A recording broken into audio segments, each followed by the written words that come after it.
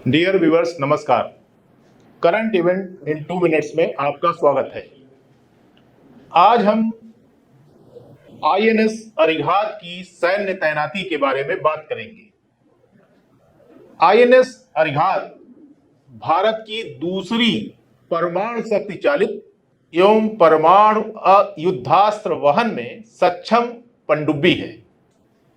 29 अगस्त 2024 से इसकी सैन्य तैनाती की घोषणा हो गई है। इस पनडुब्बी के बारे में चर्चा करने से पहले हम थोड़ा पनडुब्बियों के विज्ञान और भारत के पनडुब्बी बेड़े के बारे में चर्चा करेंगे। जब विज्ञान की हम बात करते हैं तो हम मनुष्य की उस आकांक्षा की तरफ मुड़ते हैं जहां लोग हमेशा पक्षियों की तरह उड़ना चाहते थे। इसके लिए उन्होंने हवाई जहाज का आविष्कार किया और इसी तरह लोग मछलियों की तरह समुद्र की थाह भी लेना चाहते थे। तब इसके लिए लोगों ने पनडुब्बियों का आविष्कार किया। लेकिन पानी के नीचे समुद्र की थाह लेने के लिए नावों या यूं कहें पनडुब्बियों की डिजाइन 15वीं शताब्दी तक विकसित किया गया, लेकिन 18वीं शताब्दी तक कोई भी उपयोगी पनडुब्बी नहीं बनाई जा सकी थी। अब पनडुब्बियों के विज्ञान के बारे में अगर हम बात करें तो कोई भी नाव आप जानते हैं कब तैर सकती है, जब वह पानी का जो द्रव्यमान विस्थापित करती है वह अपने नाव के द्रव्यमान के बराबर हो। यानी विस्थापित पानी ऊपर की ओर एक बल उत्पन्न करता है जिसे उत्प्लावक बल या बायंसी कहा जाता है। उत्प्लावक बल गुरुत्वाकर्षण के विपरीत कार्य करता है। यानी गुरुत्वाकर्षण जब नाव को नीचे खींचता है तो उत्प्लावक बल उसको ऊपर की तरफ नाव को समुद्र की या नदी की सतह पर रखता है। एक सामान्य नाव अपने उत्प्लावक बल यानी बायंसी को नियंत्रित या बदल नहीं सकती। यानी नाव अगर खोखली होगी, नाव का जो पानी होगा, जो विस्थापित पानी होगा, वह इतना होगा कि उसे तैरने में सक्षम बनाएगा, तब तो वो नाव तैरेगी। अदरवाइज अगर उसमें ज्यादा भार भर दिया जाए, उसे कंकड़ ईंटों से भर दिया जाए तो नाव क्या होगी? डूब जाएगी। लेकिन पनडुब्बी के बारे में उसका विज्ञान इस प्रकार से व्यवस्थित हुआ, यानी इस तरह की खोज हुई कि उस उत्प्लावक बल को नियंत्रित किया जा सके। यानी जब चाहे पनडुब्बी समुद्र के नीचे चली जाए और जब चाहे वो सतह पर आ जाए। ऐसा पनडुब्बी में लगा हुआ बलास्ट टैंक कर पाने में सक्षम होता है। ये बलास्ट टैंक, बलास्ट का वैसे तो शाब्दिक अर्थ गिट्टी होता है, लेकिन यहां बैलेंस से तात्पर्य है। यानी बलास्ट टैंक इस प्रकार का बैलेंस बनाता है कि जब चाहे पनडुब्बी के भार को बढ़ा दे और वो समुद्र में नीचे चली जाए, और जब चाहे उसके भार को हल्का कर दे और वह नाव की तरह ऊपर आ जाए। तो बलास्ट टैंक को इस प्रकार से व्यवस्थित किया जाता है कि कभी भी इसमें पानी भर दिया जाए या फिर हवा भर दिया जाए। जब पनडुब्बी सतह पर होती है तो इस बलास्ट टैंक में हवा भरा हुआ होता है, यानी हल्की होती है। और जब इस बलास्ट टैंक में, इस संतुलन को साधने वाले टैंक में जब पानी भर दिया जाएगा, तब इस पनडुब्बी का घनत्व पानी के घनत्व से ज्यादा हो जाएगा और पनडुब्बी गोता लगा देगी और वह डूब जाएगी। इस हवा को भरने के लिए पनडुब्बी पर संपीड़ित हवा के टैंक रखे हुए होते हैं। जब चालक दल सतह पर वापस आना चाहता है तो वह उसमें से पानी को बाहर निकालकर बलास्ट टैंक में हवा को पंप कर देता है तो वो सतह से ऊपर आ जाता है।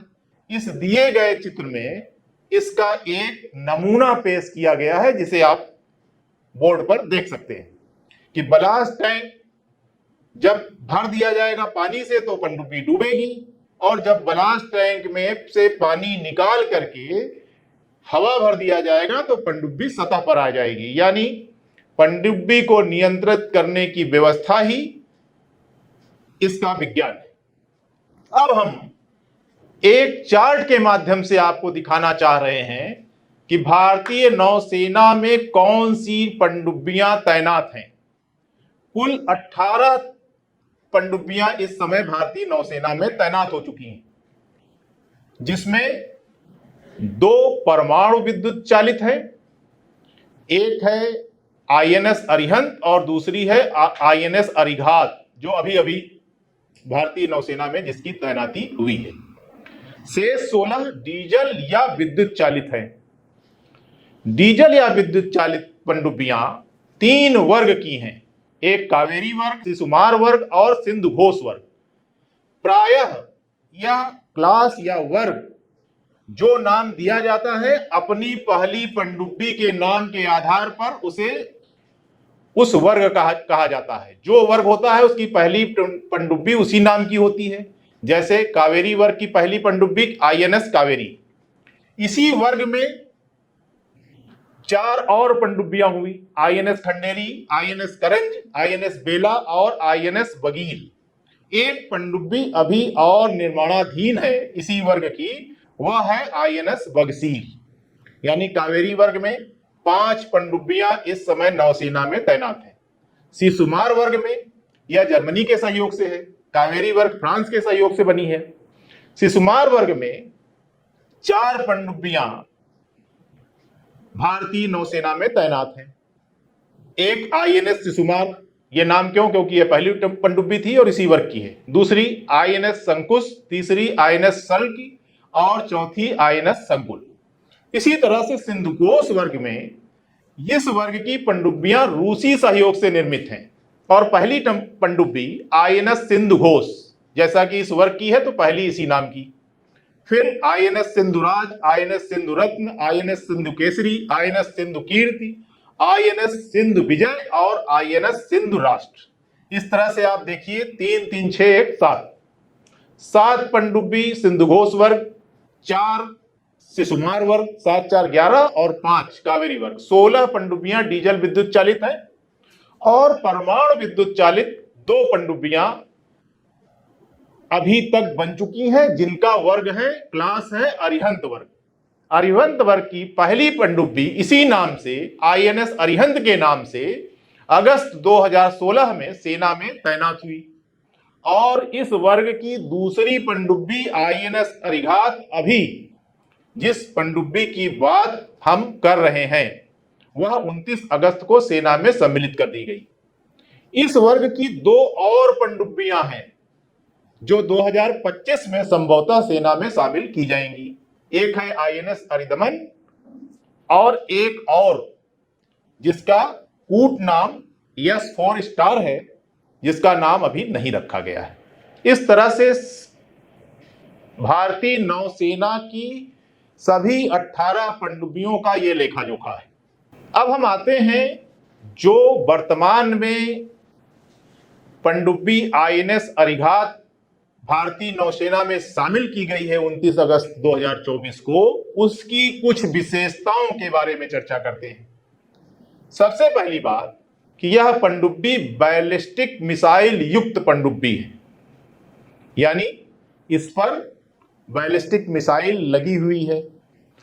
इससे परमाणु युद्धास्त्र दागे जा सकते हैं, क्योंकि जो बैलिस्टिक मिसाइल K-15 सागरिका इस पर है, इसमें परमाणु युद्धास्त्र भी लगाए जा सकते हैं और दागे जा सकते हैं। इस पनडुब्बी की गति सतह पर 12 से 15 नाट प्रति घंटा और गहराई में 24 नाट प्रति घंटा होगी, यानी गहराई में गति बढ़ जाएगी।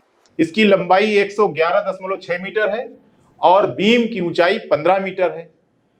इस पनडुब्बी का कूट नाम S3 है। आईएनएस अरिहंत S2 था और यह S3 है। इसके बाद अरिदमन जो बनेगी वह S4 होगी और उसके बाद एक और जिसका भी नाम नहीं रखा गया है वह S4 स्टार होगी। कुछ और बातें, इससे क्या फर्क पड़ जाएगा। पहली बात कि आईएनएस अरिघात आईएनएस अरिहंत की तुलना में 60% इसके कल पुर्जे स्वदेशी हैं। आईएनएस अरिहंत के कल पुर्जे 30% तक स्वदेशी थे। यह पनडुब्बी nuclear powered ballistic missile submarine पनडुब्बी है और इस पनडुब्बी के आने से, या यूं कहें आईएनएस अरिहंत के ही निर्माण के समय से, भारत परमाणु पनडुब्बी धारक देशों के क्लब में शामिल हो गया। अभी तक इस क्लब में अमेरिका, रूस, चीन और फ्रांस ही थे, अब भारत भी इसमें शामिल है। इन पनडुब्बियों के स्वदेशी रूप से निर्माण के पश्चात भारत परंपरागत पनडुब्बियों के निर्माण में भी सहज हो सकेगा। इससे जो रोजगार और उद्योग होंगे उनमें भी संवर्धन होगा, उनकी भी वृद्धि होगी, क्योंकि एक पनडुब्बी में केवल लोहे से निर्माण नहीं होता, तरह तरह के उद्योग, मशीनों का और तमाम बैलिस्टिक मिसाइल्स हैं, तमाम और जो युद्धास्त्र उस पर तैनात किए जाएंगे, उन सब की जरूरत के वजह से तमाम उद्योग विकसित होते हैं। इसका भी फायदा देश को मिलता है और इस पनडुब्बी के आने से हम ज्यादा सक्षम हो सकेंगे और आगे हमारा ये कारवां और बढ़ेगा और हम निर्यात भी कर सकते हैं कहीं। तो इस तरह से पनडुब्बियों के बारे में संक्षिप्त जानकारी यहां हमने पेश किया, पनडुब्बियों के विज्ञान से लेकर उनके युद्ध के मैदान में आने तक। धन्यवाद, आगे फिर मिलेंगे।